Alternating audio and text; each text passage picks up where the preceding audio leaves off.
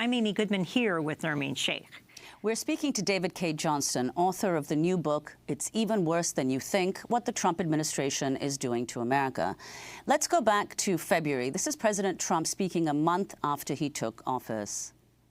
We're cutting regulations, big league. We are really cutting them by massive amounts. The auto industry just left a week ago. They were here in the same room, and they are very happy with what we're doing, and everyone is. I think just about every. We have the financial industry. We're having a lot of the different industries in, and we're cutting regulations in just about every industry. In fact, I can't think of any that we're not. So that's President Trump speaking in February. So could you talk about what Trump has done to different agencies? In your book, you talk about several, but let's start with the EPA. Well, EPA is run by Scott Pruitt, who hopes to become a U.S. Senator in Oklahoma, who has vowed to destroy the agency. So staff members are not allowed to use certain words. They're not being allowed to go to scientific conferences. So once again, the investment the taxpayers have made in expertise and knowledge is being wasted. In the regulatory environment, they are basically allowing polluters to get away with all sorts of stuff.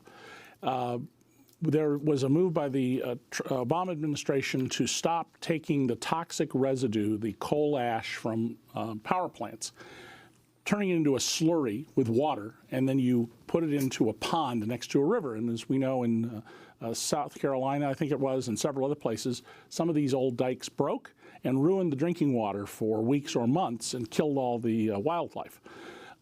The Trump administration basically is saying to polluters, go ahead and pollute. Well, what is pollution? Not only is it a threat to your health and safety, but it's a way to jack up profits by taking costs you should endure to clean up your mess and spewing them onto everybody else.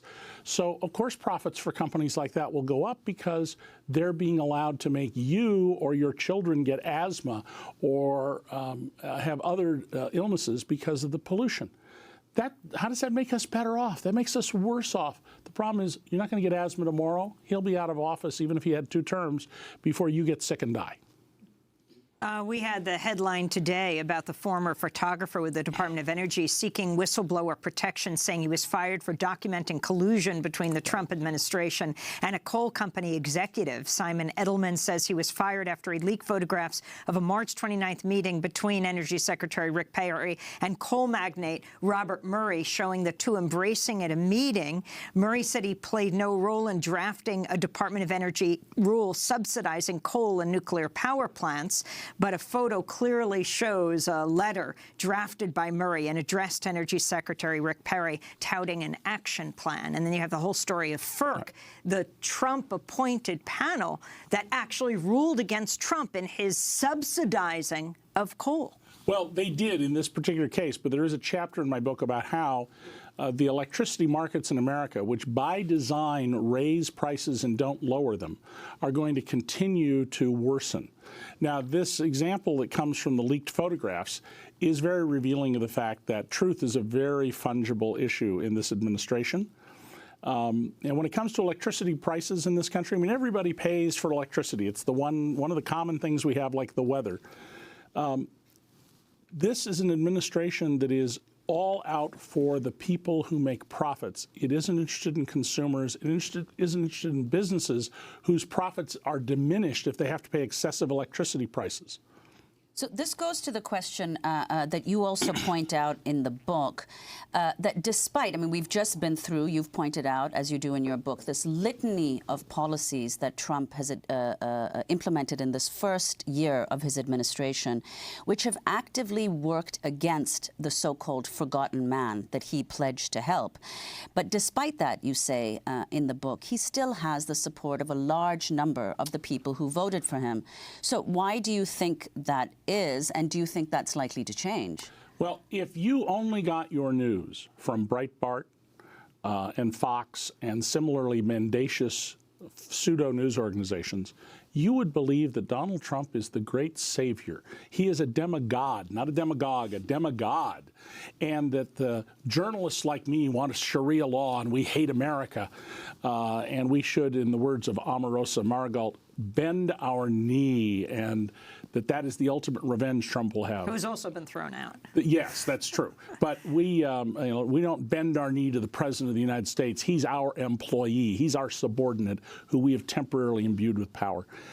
So part of the problem is there's been a 40-year attack on honest journalism in this country, and there are people who've bought into that. And unfortunately, what they're relying on are outfits that just make stuff up that Trump himself, has relied on Soviet propaganda outlets. And so that's the reason I think people believe that. Now, the second part of this is I said Trump, ran for office on the economic platform I had laid out, in which I said anybody who runs on this, they can get elected. Well, it happened.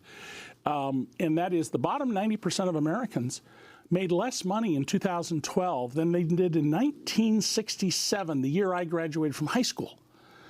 The bottom 90% of Americans have real grievances. They're in debt. They're in trouble. And it's because of these little changes, bit by bit, that take money out of their pockets and put it in the pockets of rich people that nobody knew about till I dug them all out of the law.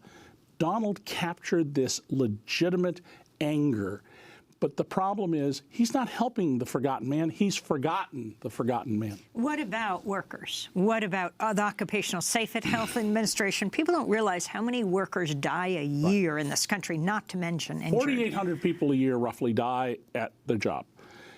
Many employers operate just as they should. The reason we have regulations is for the bad conduct people. So back in August 17th, that's the last date the Trump administration posted on the internet the death of a worker. August 17th. They stopped for a while putting up press releases about people dying, a way to sort of shame companies who had workers who died, because the financial penalties are minimal. In fact, it's often cheaper to have workers die. And we reported that at DC Report, and they put it back up. I don't know if those are connected, but that was the order of events. They've cut the number of safety inspectors. They're clearly corralling the safety inspectors and making it clear that, you want to have a job, you're going to limit your behavior. They've cut wage and hour inspectors. The number of pollution inspectors, by the way, that Congress mandated a minimum number for, they're below it. They're not hiring people. Donald Trump took an oath of office to faithfully execute the laws. Well, he's not doing that. He is in violation of his oath of office. I'm not arguing that we need every regulation we have. There are plenty of regulations. I used to teach regulatory law to third-year law students that we can change or get rid of and make better. But that's not what they're doing. They're taking those things that will benefit their friends, especially in the fossil fuels industry, and eliminating or not enforcing the law for those regulations. And that means ordinary workers are going to be hurt.